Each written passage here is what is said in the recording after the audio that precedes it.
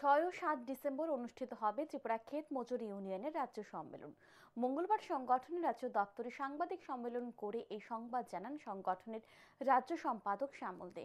সাংবাদিক সম্মেলনে তিনি জানান, রাজ্যের অন্যতম বৃহত্তম শ্রেণী সংগঠন ত্রিপুরা ক্ষেত মজুর ইউনিয়ন। এই সংগঠনের সম্মেলন নির্দিষ্ট সময়ে সম্পূর্ণ করা হয়ে থাকে। সংগঠনের প্রাথমিক কমিটির সম্মেলন প্রতি বছর করা হয়ে থাকে। তার উপর ভিত্তি করে প্রতি 3 বছর পর পর অঞ্চল কমিটি, বিভাগীয় কমিটি, জেলা কমিটির সম্মেলন করা হয়ে থাকে। এই সময়ের মধ্যে রাজ্যের 830টি প্রাথমিক কমিটির সম্মেলন সম্পন্ন হয়েছে। 196টি অঞ্চল কমিটির সম্মেলন ও 24টি বিভাগীয় কমিটির সম্মেলন ও 8টি জেলা কমিটির সম্মেলন সম্পন্ন করা হয়েছে।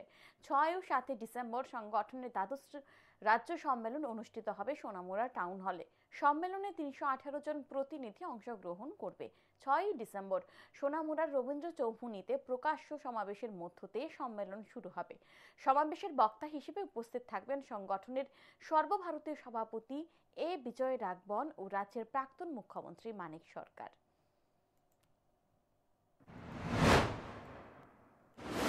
তারপরে 24টি বিভাগীয় পরিষদের সম্মেলন আমরা সম্পন্ন করি, আর 8টি জেলা সম্মেলনও সেখানে আমরা সম্পন্ন করে আগামী 6 এবং 7 ডিসেম্বর আমাদের দ্বাদশ রাজ্য সম্মেলন উদয়পুর আর সোনামুড়া টাউন হলে আমরা সংগঠিত করছি।